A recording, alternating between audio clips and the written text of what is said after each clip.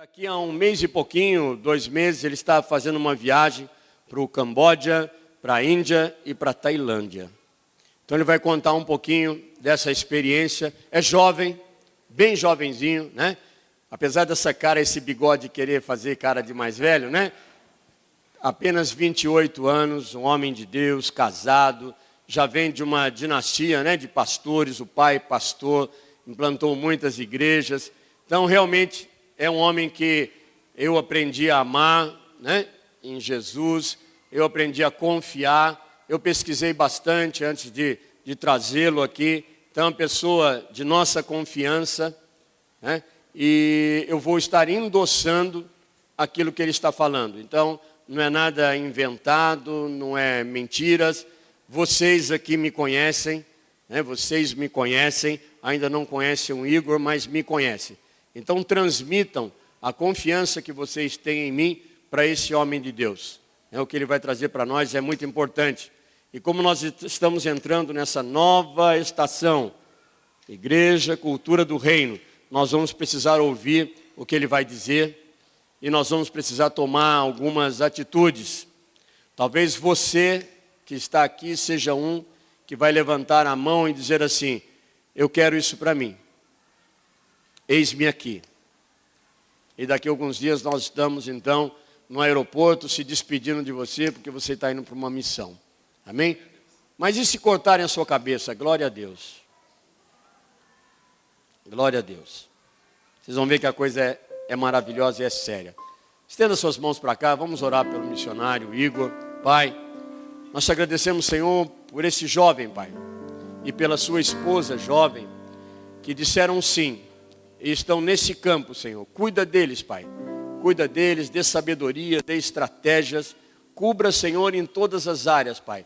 Que nada falte para que eles possam fazer aquilo que eu, por exemplo, não tenho coragem de fazer. Então, Senhor, vem dando prosperidade, vem dando alegria, vem dando força, vem dando saúde, Pai. Usa, Senhor, dessa saúde, dessa juventude, e faz aquilo, Senhor, que precisa ser feito em todos os lugares, Pai.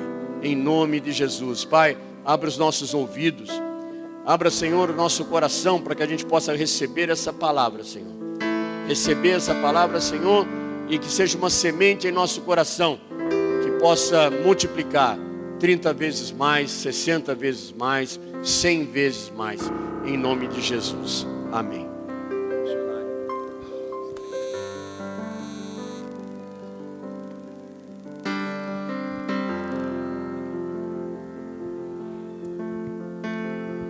Graça e paz, igreja. Graça e paz, igreja. Esse culto está sendo espetacular, não é verdade? Há uma atmosfera de Deus aqui neste lugar. Eu estava ali sentado um pouquinho, observando, vendo como essa igreja é alegre, uma igreja de família, uma igreja unida. A Bíblia fala que onde há comunhão, ali o Senhor se manifesta, se revela a nós.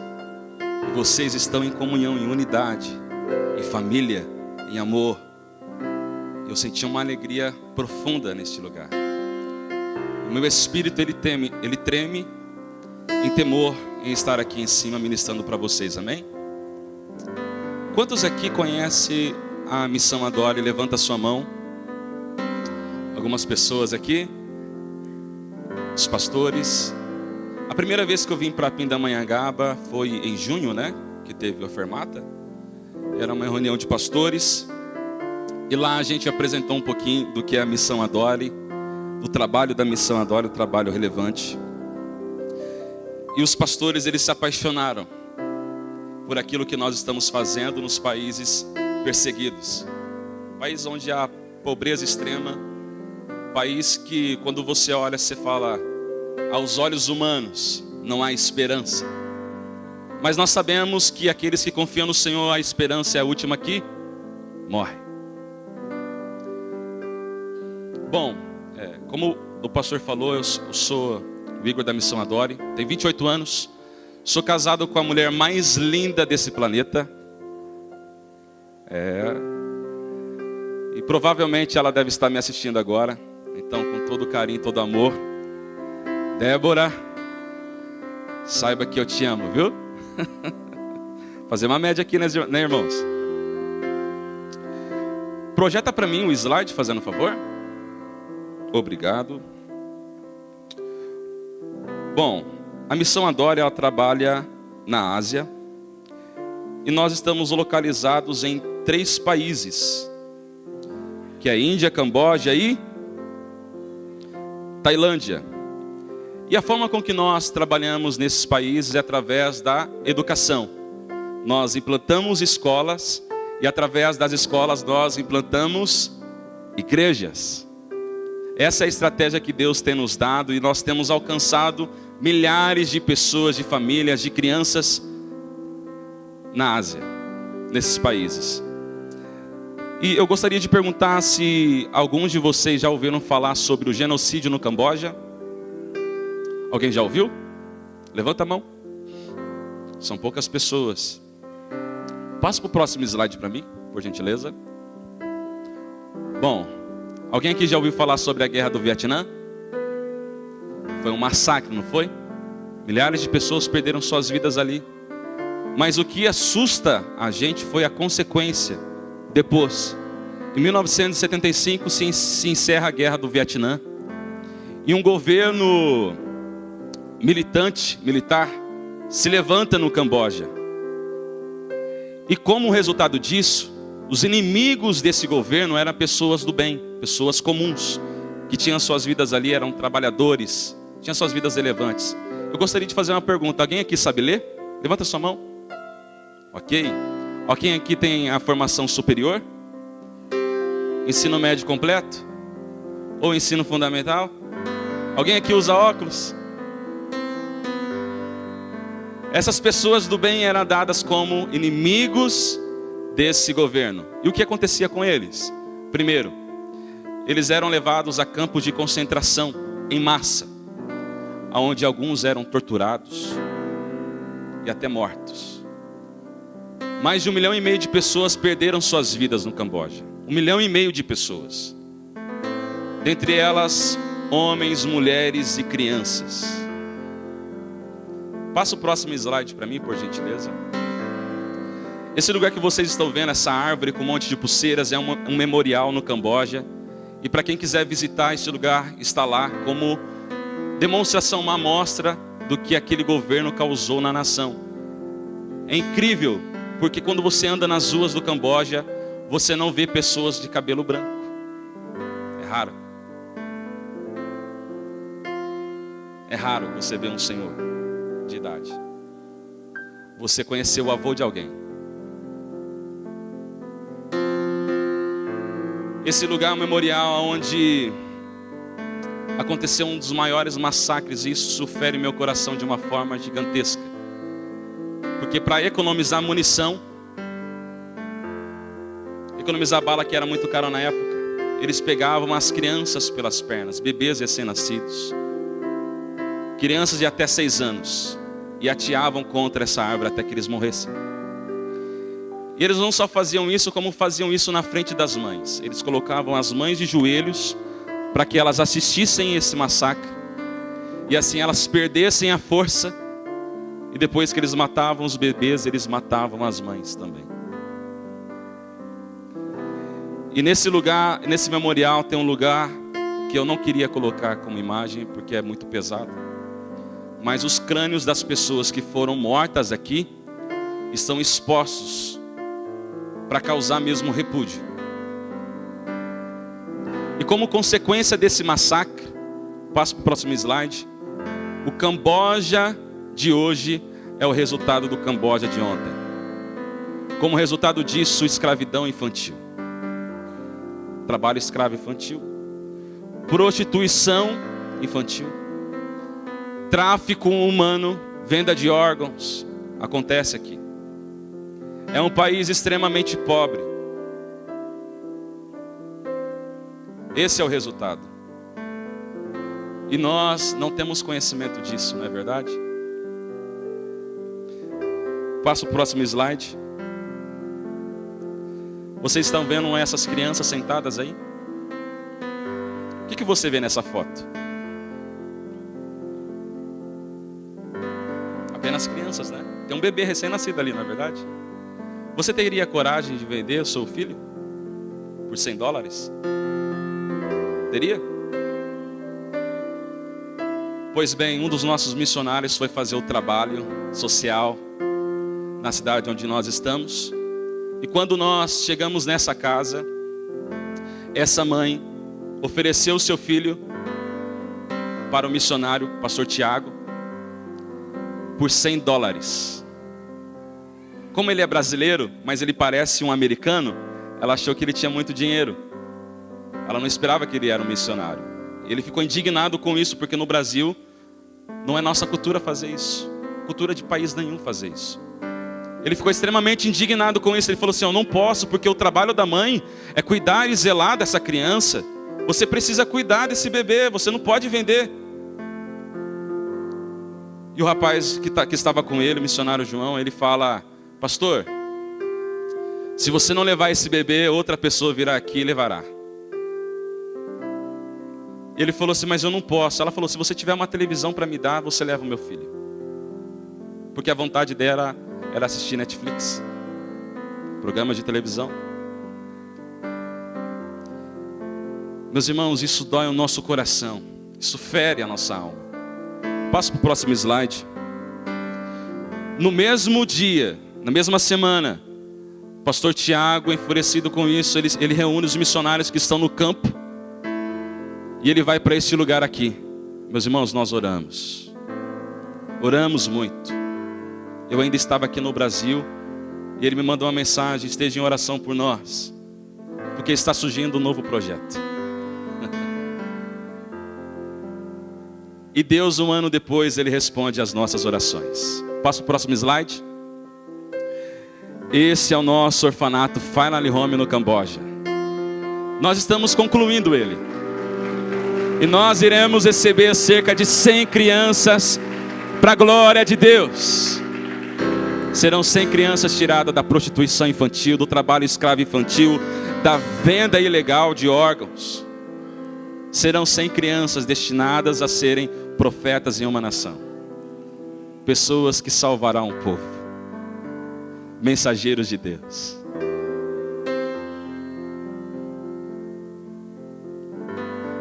Passo para o próximo slide. Essa é a nossa escola no Camboja. Nós estamos com 350 alunos aqui. 350 crianças tiradas disso. Com outra realidade. Com outra perspectiva de vida. Passo para o próximo slide. Essa é a nossa escola na Índia. A gente precisa atualizar os números. Mas primeiro eu vou manter aqui. São 1.500 alunos para a glória de Deus. Na Índia, país perseguido. É um país perseguido. Morrem cristãos lá direto. Toda semana.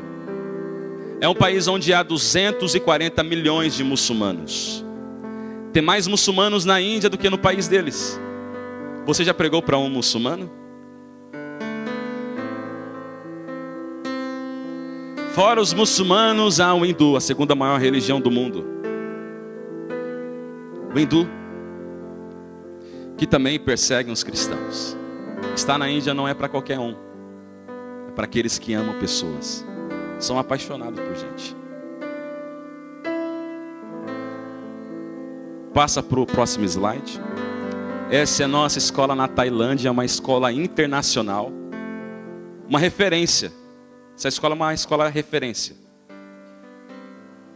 Passa para o próximo slide.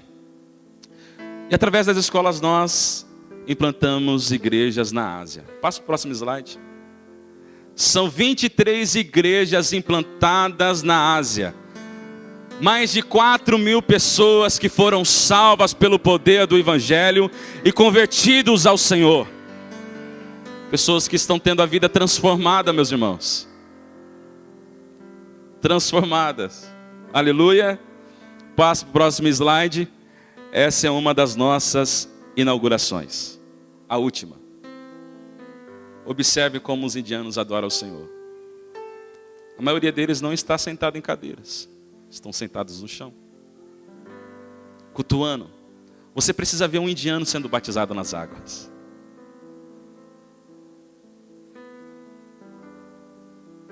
é uma celebração que quando você vê, você fala: Deus, eu sou muito raso, superficial, na intenção e na dedicação. Eu vou colocar um vídeo para vocês verem. Gostaria muito que vocês prestassem bastante atenção, porque hoje a mensagem irá mudar a tua rota, amém?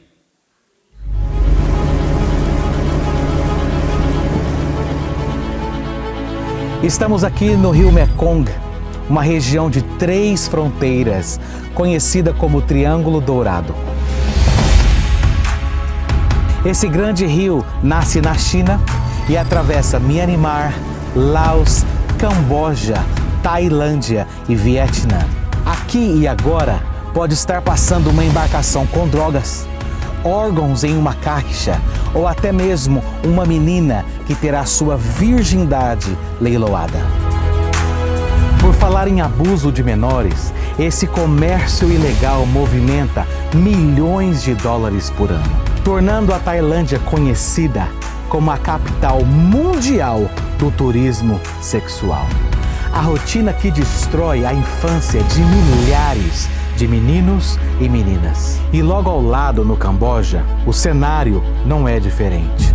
Porém, um abuso acontece em silêncio. Somado a isso, as dificuldades aumentam com a miséria e a idolatria.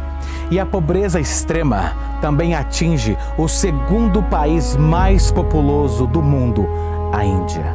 Todas as noites, milhões de crianças dormem nas ruas desabrigadas e com fome. Vidas na escuridão da idolatria, em um país que adora mais de 300 milhões de deuses, com mais de 1 bilhão de pessoas que nunca ouviram falar de Jesus Cristo.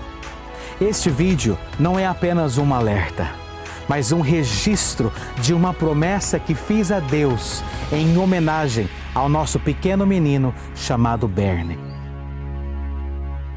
Entendemos que quando Deus nos mostra uma dificuldade é porque somos parte da solução. Por isso, a nossa estratégia de evangelismo é através da educação. Há 17 anos trabalhamos na Ásia com um único objetivo: transformarmos vidas e salvarmos essa geração para Jesus. Nas escolas da Ásia, a missão Adore redefiniu futuros. Como, por exemplo, o da pequena Andy, que, para a glória de Deus, nunca passou pelo terror de ser abusada ou vendida para prostituição. Além da Andy, são mais de 250 crianças sendo resgatadas da prostituição e do trabalho escravo através da nossa escola no Camboja. Na Tailândia, perto do rio Mekong, construímos essa linda escola internacional. E seguimos cuidando física, mental e espiritualmente cerca de 1.500 alunos em nossa escola na Índia. Além disso, temos 2 orfanatos com crianças em situações de risco e extrema pobreza e que hoje receberam uma nova família. Ainda na Índia, Deus nos permitiu implantarmos 18 igrejas, onde milhares de ex-hindus e muçulmanos entregaram suas vidas a Jesus Cristo. Nossa igreja no Camboja tem uma grande responsabilidade na transformação da nossa comunidade local. Na Tailândia, algo sobrenatural tem acontecido. Estamos implantando uma linda igreja onde crianças, adolescentes e adultos estão experimentando o poder de Deus. Você se lembra que esse vídeo é uma homenagem ao nosso pequeno Bernie? Ele nos deixou vítima da pobreza, falta de instrução e estrutura. O que nos consola é saber que Bernie foi salvo pelo evangelho que ouviu por um dos nossos missionários e hoje se encontra nos braços do Pai. Em resposta ao falecimento do nosso pequeno Bernie, minha promessa para Deus foi: lutaremos ainda mais, trabalharemos ainda mais, e a morte de Bernie não será em vão. Em cada igreja implantada, centenas de pessoas experimentam a alegria e a novidade de vida. Em cada escola, centenas de crianças são salvas e tiradas das mãos da prostituição. Essa obra não vai parar. Agora que você conhece a realidade, seja parte da solução. A Ásia grita com urgência: ajude-nos a transformar, bem aqui e agora.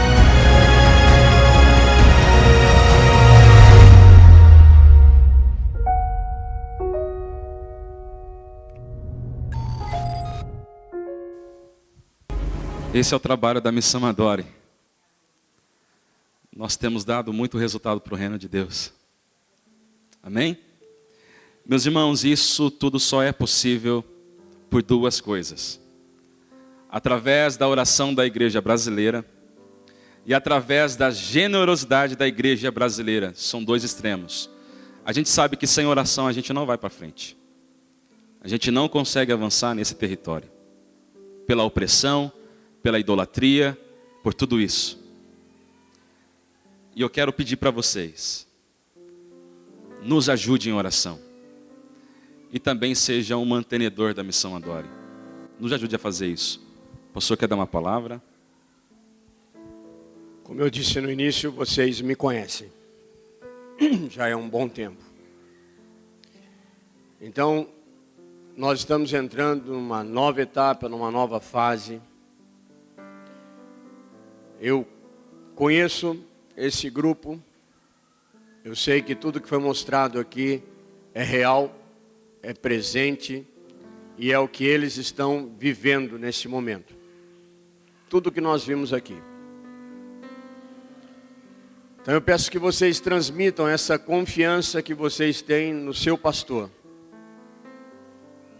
Nesse trabalho que nós chamamos de cultura do reino. Quando nós estávamos então para anunciar essa nova identidade, um dos nossos irmãos, um dos líderes de células, falou assim na célula: a partir de hoje fiquem de olho no pastor Camilo. Então eu quero que vocês fiquem de olho em mim. Isso foi uma frase maravilhosa, uma frase profética, que diz assim: olhem para o seu pastor de cabelo branco, que vocês conhecem o caráter, que vocês convivem e sabem muito bem que é um homem de Deus, que paga o preço, que tem uma vida reta diante do Senhor. Então eu peço que vocês transfiram isso. Mariette vai dar também um pequeno testemunho, amém? Antes do missionário continuar. Cultura do reino. Estamos entrando numa nova etapa. Há muitos anos atrás, nós tínhamos uma escola de informática. E nem imaginávamos que seríamos pastores. E o nosso pastor na época, ele estava orando por mim e pelo Camilo. E ele falou assim para nós: eu vejo 300 escolas. Cada escola, uma igreja. E eu não tinha ideia do que significava isso. Até hoje, eu perguntava para Deus o que significava isso. O meu sonho, quem me conhece sabe que é abrir uma escola com princípios cristãos. O nome Cultura do Reino surgiu em 2019. Esse será o nome, o dia que o Senhor abrir a porta da nossa escola. Escola Cultura do Reino, que será da Igreja Cultura do Reino. Mas o Senhor, enquanto você falava, o Espírito Santo falou: você lembra das 300 escolas, e cada escola uma igreja, é cada aluno uma igreja. Não precisa necessariamente ser o número 300, mas significa algo muito grande. E nós, como igreja Cultura do Reino, não é por acaso que você está aqui hoje. Não é por acaso que nós estamos ouvindo isso, um missionário da área de educação, desses países perseguidos, onde o evangelho será levado através da educação. Isso é maravilhoso. É algo assim, porque o inimigo ele tem tentado em cima das crianças na escola, desde a educação infantil. E nós, como cristãos, nós precisamos sim lutar contra isso. Nós precisamos acreditar nesses projetos no Brasil, projetos fora do Brasil. O que nós pudermos fazer para ajudar na educação, para que essas crianças sejam evangelizadas, nós podemos fazer. E eu agradeço a Deus, que depois de tantos anos, hoje eu ouvi a resposta. 300 escolas, cada aluno uma igreja. Glória a Deus pelo trabalho de vocês. Amém? Que venha se expandir por muitos outros países. É um privilégio fazer parte disso com vocês, amém? Isso nos inspira muito, pastora. Muito obrigado por esse testemunho. Deus abençoe. Meus irmãos, há duas formas, como eu falei para vocês, a oração da igreja e a generosidade da igreja. Nós temos uma forma que é essa ficha. Eu peço que os voluntários eles fiquem já posicionados e eu vou estar explicando para vocês. Quando você pegar essa ficha, você estará se comprometendo primeiramente com Deus, com o reino de Deus. Essa ficha ela durará um ano de assistência, e nós iremos ser transparentes com vocês em todas as áreas. Nós ligaremos para vocês todos os meses, então nos atenda. Iremos enviar mensagens para vocês, relatórios para vocês, tá bom? Então, quando você pegar, você preencha, é necessário que você coloque teu nome, teu CPF, o endereço de residência, o CEP, tá bom? Ah, Igor, mas como que eu faço isso? Bom, temos algumas formas de contribuição. Via boleto, o boleto nós iremos enviar no teu e-mail. Todo mês vai chegar uma notificação para você da Missão Adore lá, com os relatórios, tá bom? Segundo, o carnê nós enviamos na sua residência. Então o carnê vai ser enviado de Curitiba direto para a sua casa, tá bom? Terceira, tem a forma de cartão de crédito. A gente trouxe algumas maquininhas ali no fundo. Se você sentir no teu coração de fazer esse compromisso nessa forma, também nós temos esse formato. Também temos a cartão recorrente, que o cartão recorrente ele é diferente do cartão de crédito. Ele não vai tirar o limite do teu cartão de crédito, mas todo mês vai descontar o valor das parcelas que o irmão preferir. Tá bom? Também temos aqui no canto, Igor, eu não consigo colocar os valores que vocês deixaram na ficha. Não tem problema, porque não é isso que nos motiva. O que Deus colocar no teu coração é o ideal. Tá bom? Seja R$10, seja R$20, não tem problema nenhum. Deixa escrito aqui no canto, tá bom? Mas cartão de crédito, tem a opção de você preencher aqui na ficha cadastral e nós iremos descontar lá no sistema na Missão Adore, no escritório, com toda a segurança. Nunca houve na Missão Adore um problema em relação a cartão de crédito ou cartão recorrente, tá bom? Também temos via link pelo site, se os irmãos preferirem também, temos o site como terceira opção, tá? Quem gostaria de fazer parte desse trabalho como mantenedor e o intercessor, levanta a sua mão direita. Os voluntários estarão entregando para vocês essa ficha. Eu peço que os irmãos preencham, mas não nos entregue agora, tá bom? vocês podem estar nos entregando no final do culto, lá atrás. E aqueles irmãos que tiverem alguma pergunta para fazer em relação ao trabalho, nós estaremos lá para responder para vocês, tá bom? Quantos estão felizes, digam glória a Deus aí. Quantos estão sedentos pela palavra do Senhor, dá um aleluia.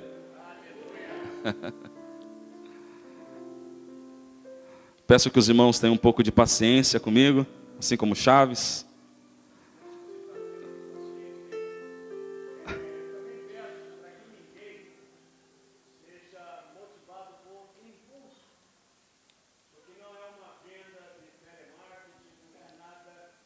Sim.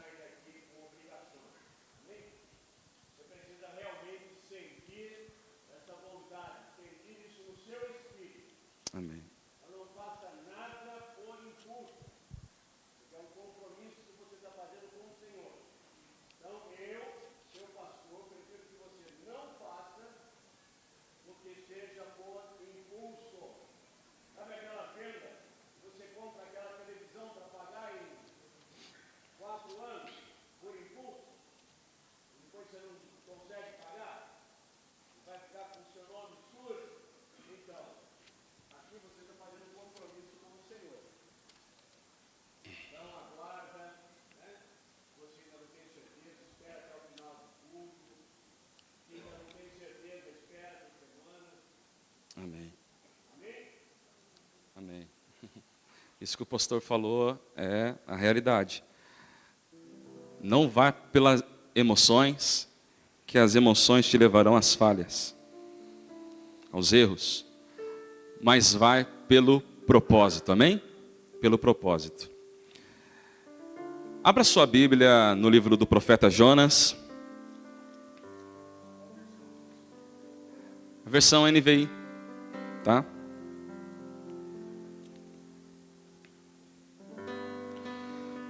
Jonas, capítulo 3, versículo 5. Eu vou ler por partes, tá bom? E depois Jonas capítulo 3, versículo 10. E aí o quarto a gente lê inteiro. Amém? Quantos acharam? Digam amém. Aleluia.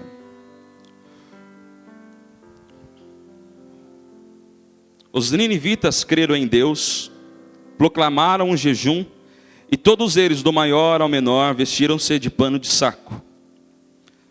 Jonas 3, versículo 10.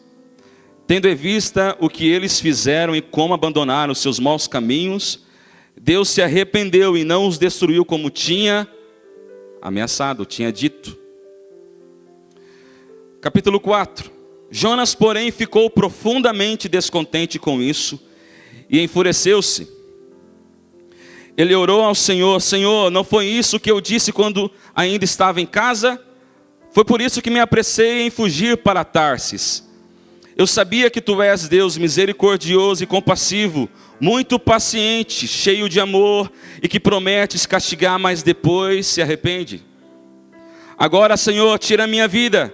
Eu imploro, porque para mim é melhor morrer do que viver. O Senhor lhe respondeu: você tem alguma razão para essa fúria? Jonas saiu e sentou-se no lugar a leste da cidade.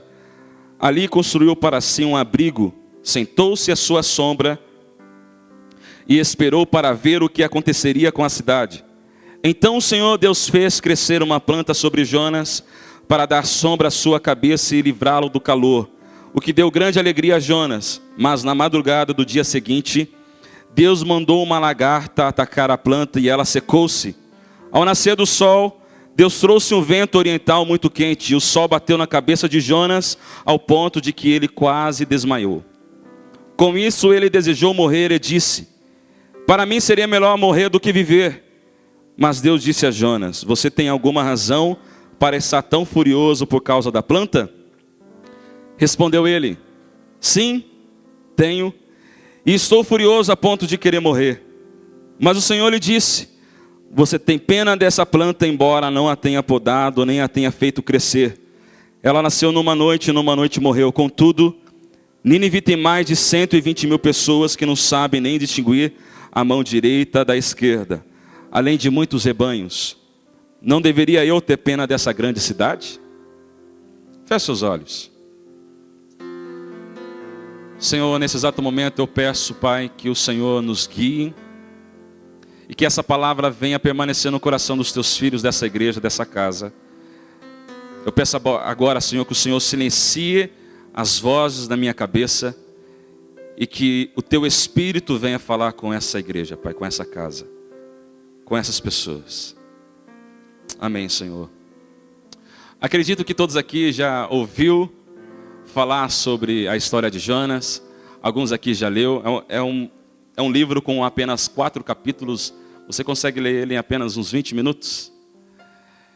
E acredito também que a maioria aqui ouviu na escolinha bíblica, a escolinha das crianças. Em algum lugar você ouviu falar sobre Jonas. Pois bem, para nós entendermos aqui a fúria de Jonas, primeiro nós precisamos entender o que acontecia ali. Quem Jonas era?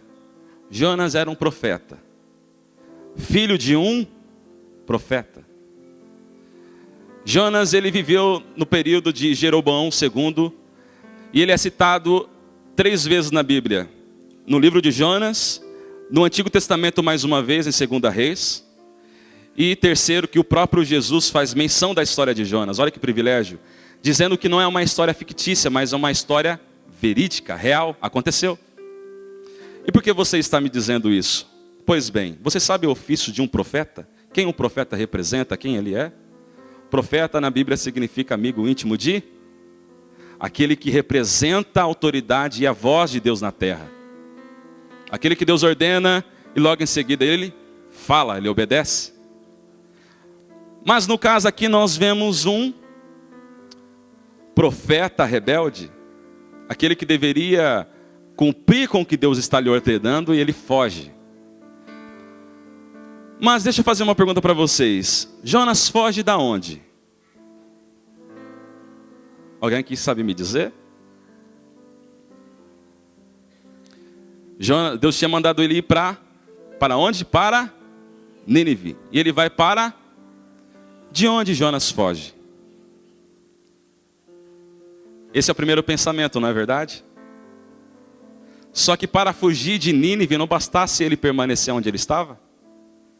Jonas estava em sua casa. Nínive estava a uma distância bem razoável. Tarsis ficava no leste europeu, perto da Espanha. E para ir literalmente para Tarsis, ele precisava de um barco. Para ir para Nínive, ele poderia percorrer caminho por terra, que era mais seguro. Mas quando um profeta não quer fazer aquilo que Deus lhe ordena, ele não só foge do seu propósito, mas ele abandona a presença de Deus. Capítulo 1 de Jonas vai mostrar que a palavra do Senhor veio a Jonas, filho de Amitai, com esta ordem: vá depressa à grande cidade de Nínive e pregue contra ela, porque a sua maldade subiu até a minha presença. Mas Jonas, versículo 3, mas Jonas fugiu da presença do Senhor, dirigindo-se para Tarsis. Então, quando Jonas se levanta, ele se levanta para fugir de Nínive ou da presença do Senhor? Da presença do Senhor. Por causa da mensagem. Por causa da mensagem. O que tem a ver a mensagem? Jonas era amigo íntimo de Deus. Ele sabia que uma mensagem contra uma nação não era uma mensagem para sentenciá-la à morte e à perdição, mas era uma mensagem para gerar transformação e salvação. E o que Jonas não queria que acontecesse era que o povo de Nínive fosse salvo pelo Senhor. O que Jonas almejava? Que Nínive fosse destruída, como Sodoma e Gomorra. Fogo do céu caindo ali. E o que acontece? Ao contrário, ele sabia que aconteceria o contrário. Nós lemos isso no capítulo 3 e no capítulo 4. Deixa eu perguntar para vocês, qual é a mensagem que você carrega? Qual é a ordem que Deus te deu?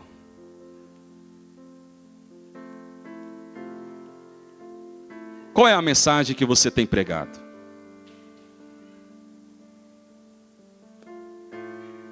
Qual é a voz que você tem ouvido? Eu vou contar uma história para vocês, para que vocês pudessem entender o contexto dessa mensagem.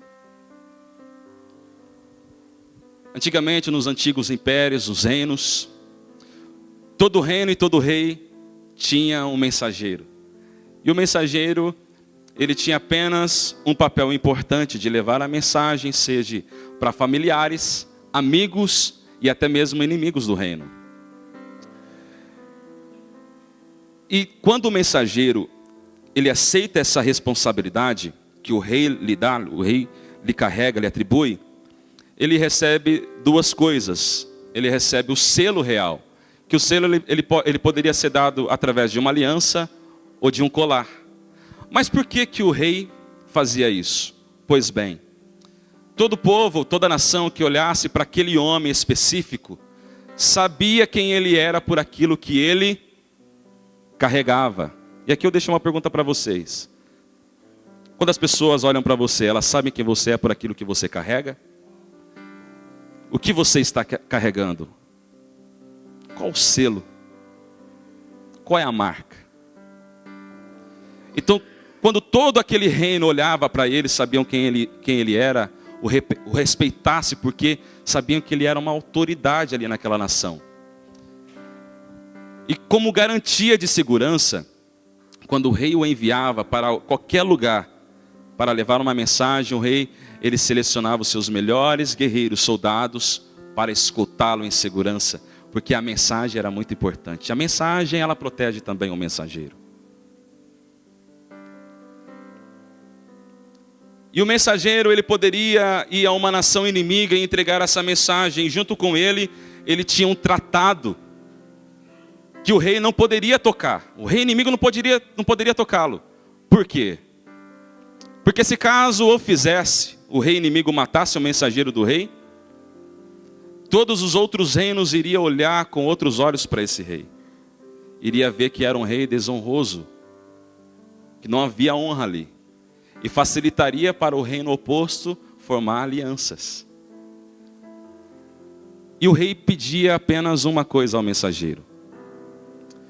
Mensageiro, seja fiel à mensagem que eu lhe ordenei. Não aumente, não diminua, mas seja fiel a ela. Porque ela tem o poder de transformar opiniões, de transformar pessoas, de transformar nações, cidades, de mudar o pensamento de um inimigo. Se caso o mensageiro chegasse perante o rei inimigo e ele alterasse a mensagem, ele perderia a vida. Porque para ser um mensageiro você corre riscos também. Ninguém nunca disse que seria fácil ser um mensageiro de Deus. No mundo tereis aflições, mas eu venci o... Tem de bom ânimo. Ele venceu a nossa guerra. Mas aqui nós vemos uma coisa. A mensagem, ela não muda. A palavra de Deus, ela continua a mesma, inerrante, inefável. Ela não altera. Ela continua sendo a... Mas o mensageiro, por outro lado, ele pode mudar. Assim como Jonas. Ele pode mudar. Jonas aqui, ele esquece do que prometeu ao Senhor. Quando ele recebeu o ofício de profeta.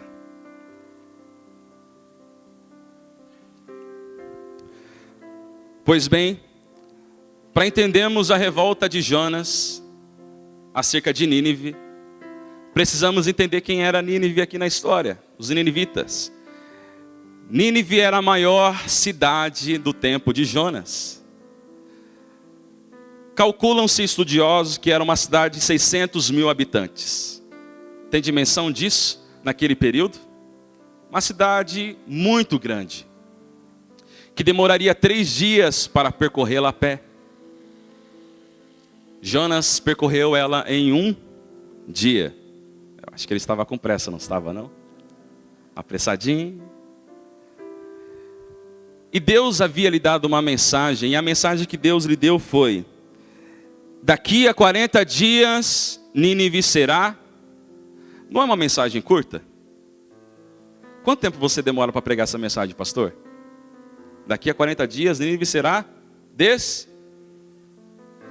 Ele não fala o porquê, ele não dá motivo, ele não fala nada, mais nada. Ele não fala: se arrependa dos seus pecados, porque daqui a 40 dias vocês serão destruídos. Não existe isso. Ele não explica o porquê. Por que ele não faz isso? Porque o que ele estava esperando era a destruição. Ele queria que aquele povo fosse destruído, junto com as crianças, tudo. Ele queria fogo do céu, queria destruição total. Ele não pregou misericórdia. Ele não falou da graça. Ele não falou da misericórdia do Senhor. Mas ele tenta aplicar na mensagem a sua ira, a sua revolta. Jonas aqui está se corrompendo porque os seus interesses pessoais tomaram a forma dessa mensagem. Quando é que o mensageiro muda? O mensageiro muda quando os seus interesses pessoais vêm em primeiro lugar do que a mensagem do reino de Deus. O mensageiro muda quando os seus interesses pessoais se tornam a sua prioridade, não a palavra de Deus. O que Deus tem ordenado para vocês, vocês têm praticado em primeiro lugar, vivido isso em primeiro lugar? Nós percebemos que aqui Jonas ama mais as coisas do que pessoas. Por exemplo, ele está mais preocupado com a baboreira que cresceu e o Senhor mandou logo a lagarta e ela morre, do que com as pessoas que ali viviam. Você consegue compreender a raiva e a revolta de Jonas?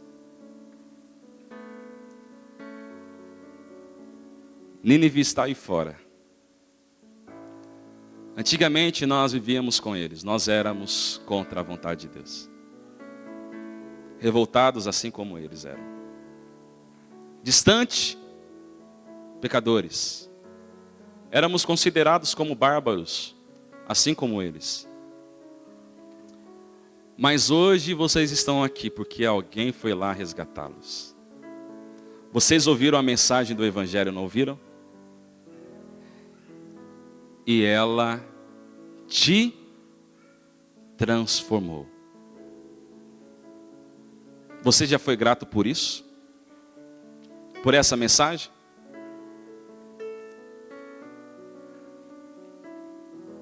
E agora que você entende esse contexto, eu tenho uma pergunta muito importante para fazer para você. Qual é a mensagem que você levará a partir de agora em diante? O que você irá compartilhar com as pessoas? Eu fico imaginando no Novo Testamento, quando Jesus ele cura o leproso, quando ele cura o cego, quando ele cura a mulher do fluxo de sangue, quando ele ressuscita Lázaro morto, ou a filha de Jairo, quando ele faz todas essas maravilhas, eu fico pensando qual foi a mensagem dessas pessoas que foram alcançadas e tocadas por Jesus. O que eles contaram para as pessoas? Quando eles viram que essas pessoas eram cegas e passaram a ver. Eram paralíticas e passaram a andar.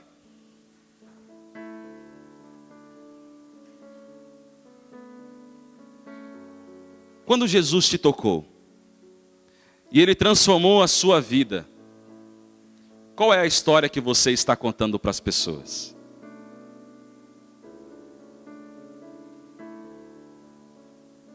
O que você tem dito a elas? Você tem se importado com elas? Você tem amado essas pessoas? Você tem tornado essas pessoas sua prioridade?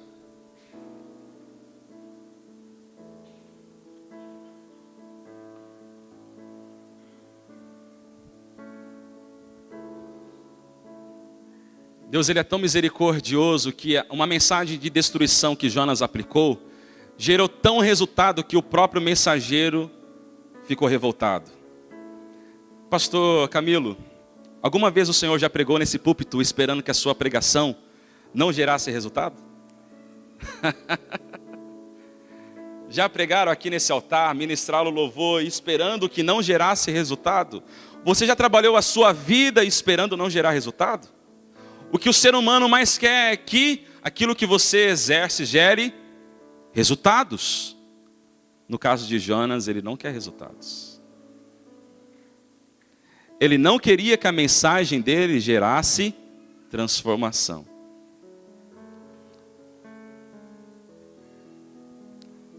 Olha só, capítulo 3, versículo 10. Tendo em vista o que eles fizeram e como abandonaram os seus maus caminhos, Deus se arrependeu e não os destruiu como tinha ameaçado. Olha o capítulo 4, versículo 1.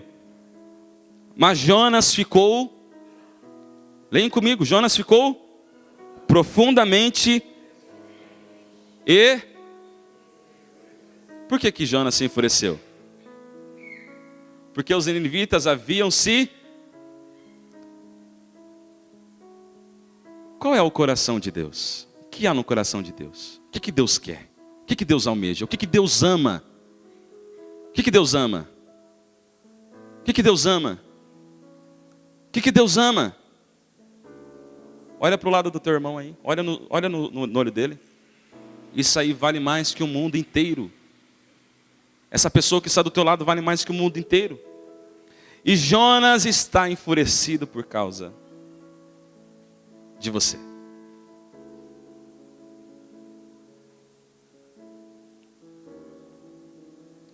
É um mensageiro que se corrompeu, não foi?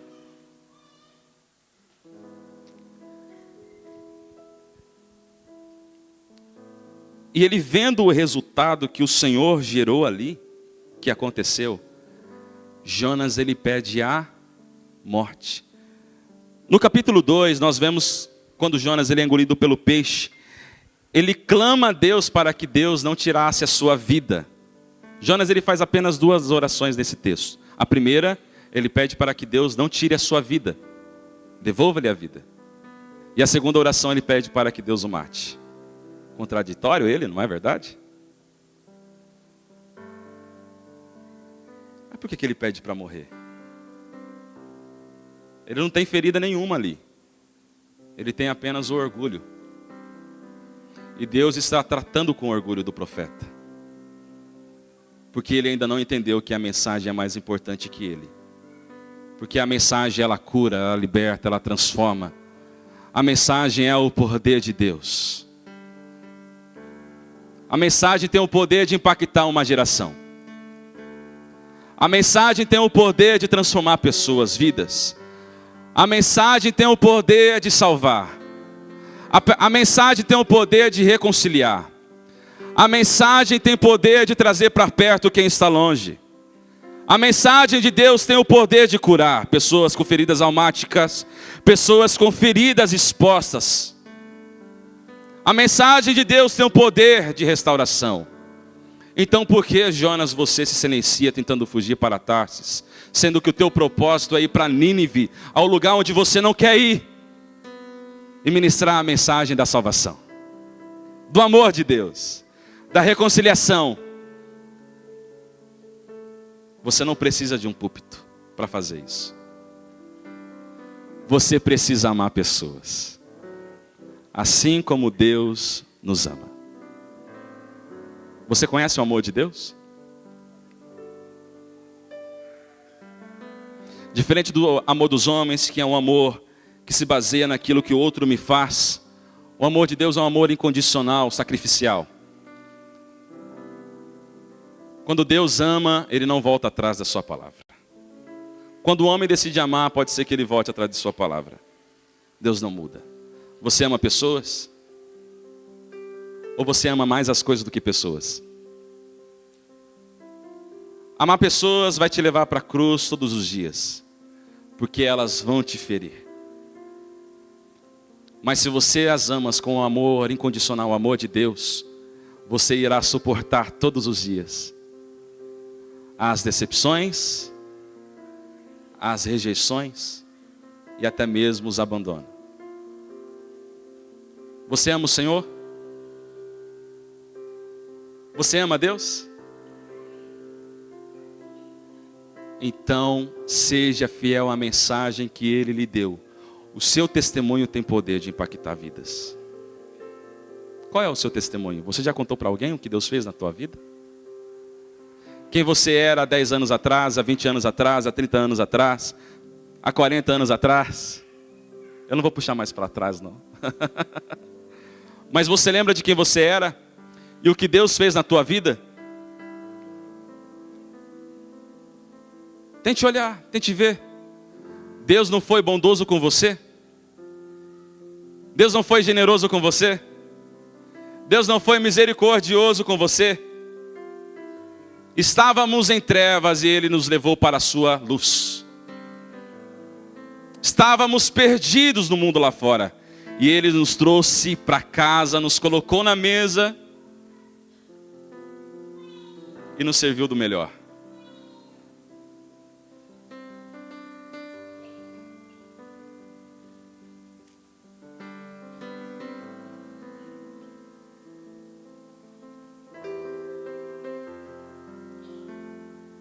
Ainda bem que Deus nos deixou uma história de Jonas, né? Como referência. Porque deixa eu contar uma coisa para vocês. Nós estamos fazendo o oposto do que ele fez. Na Ásia, nós estamos levando uma mensagem sendo fiel a ela. Ide pregai o evangelho a todas as nações, todos os povos, a todas as culturas. Falem do evangelho. E nós temos feito isso com dedicação, com intensidade e com amor. E o bom de falar isso é que todos nós fazemos parte disso tudo. Você faz parte, sua casa faz parte, sua família faz parte disso, seus filhos fazem parte. Quem aqui quer ser um missionário do Senhor, um mensageiro e levar uma mensagem a esses povos não alcançados? É um privilégio sempre fazer parte desse trabalho e amar pessoas, cuidar de pessoas, ter amor pelas pessoas, mais do que ter amor pelas coisas. Se coloque de pé.